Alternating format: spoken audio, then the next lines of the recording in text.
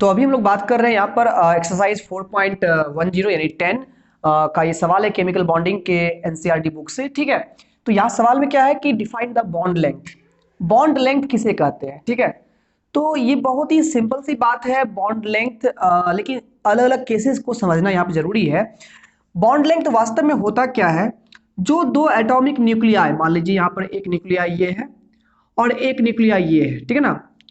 दो atomic nuclei यानी कि दो एटम्स जब आपस में कंबाइन करते हैं तो इनके न्यूक्लियस के बीच का जो डिस्टेंस होता है, ये जो मीन डिस्टेंस है, ठीक है ना, इसी डिस्टेंस को हम लोग एक्सटेंट ऑफ बॉन्डिंग कह सकते हैं।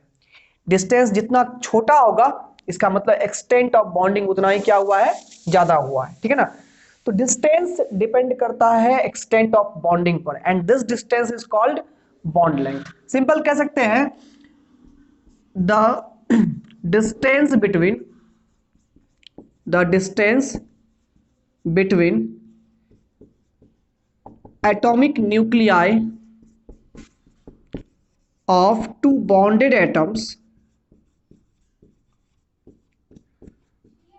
in a molecule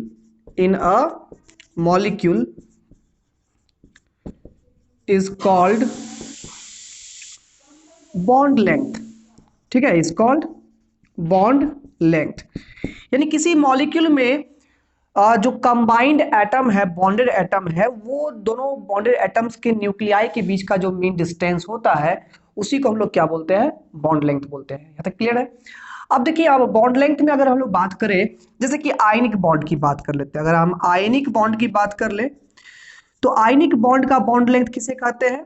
तो आयनिक बॉन्ड कैसे बनता है? एक बनता है, हमारे पास एक कैटायन होते हैं जिसका मान लीजिए ये रेडियस जो है वो R प्लस है, ये R प्लस रेडियस है, और एक एनायन होते हैं जिसका मान लीजिए रेडियस क्या है, यहां से यहां तक R माइनस है। ठीक है, तो जब आयनिक बॉन्ड की बात कर ले तो यहां पर जो बॉन्ड लेंथ डिफाइंड है वो इस तरह से, बॉन्ड लेंथ को डी इंडिकेट कर दिए है।